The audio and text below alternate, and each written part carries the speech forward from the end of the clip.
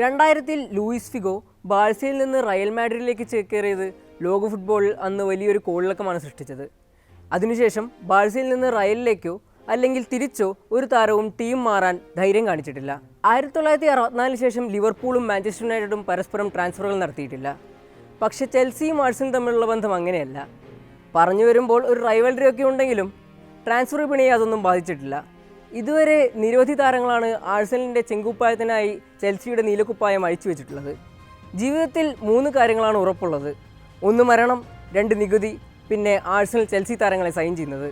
അങ്ങനെയാണ് അത്ലറ്റിക് റിപ്പോർട്ടറായ കായ കൈനാക് പറയുന്നത്. നിലവിലെ വിൻഡോയിലും പതിവ് തെറ്റിക്കാതെ നോനി മഡ്വേക്കയെയും കെപ്പാരിസ് ബലേഗയും ടീമിലെത്തിച്ചിരിക്കുകയാണ് ആഴ്സണൽ. ടോപ്പ് 3 ട്രാൻസ്ഫേഴ്സ് നമുക്ക് നോക്കാം. കായ് ഹാവേർട്സ്, 66 മില്യൺ പൗണ്ട്സ്.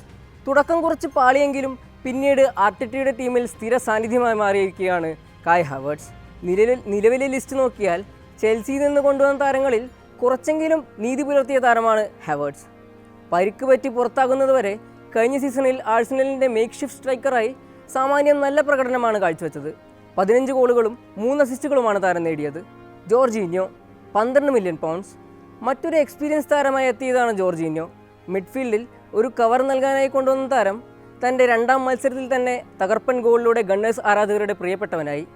പക്ഷേ പിന്നീട് പാർട്ടിയും ഡെക്ലൻ റൈസും ആ പൊസിഷൻ ഏറ്റെടുത്തപ്പോൾ സ്ഥാനം നഷ്ടപ്പെടുകയാണ് ഉണ്ടായത്. എന്നിരുന്നാലും ബെഞ്ചിൽ നിന്ന് വന്ന് നല്ല പ്രകടനം കാഴ്ചവെക്കുകയുണ്ടായി.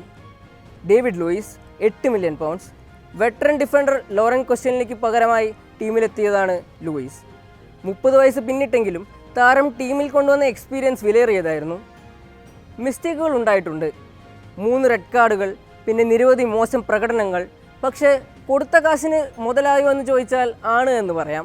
എന്തൊക്കെ പറഞ്ഞാലും ചെൽസി ചവച്ചെറിയുന്നതിനെ എന്തിനാണ് വെറുതെ എടുത്തു വയ്ക്കുന്നത് എന്നാണ് ആരാധകരുടെ ചോദ്യം. ചെൽസിക്ക് ഉപകാരമില്ലെങ്കിൽ പിന്നെ നമുക്കും എന്തിനാണ്? ബ്ലൂസ് അവിടെ റെക്കോർഡ് ട്രാൻസ്ഫറുകൾ നടത്തി മികച്ച യുവതാരങ്ങളെ ടീമിലെത്തിക്കുമ്പോൾ ആഴ്സണൽ ഇവിടെ ചെൽസിയുടെ ട്രാഷ് ബാഗായി മാറുന്നതെന്നാണ് ആരാധകവൃത്തം. പുതിയ റിക്രൂട്ട് നോനി മഡ്വേക്കെ ഒരു നല്ല താരമാണ്, ഒരു കോൺഫിഡൻറ്റ് ഡ്രിബ്ലർ.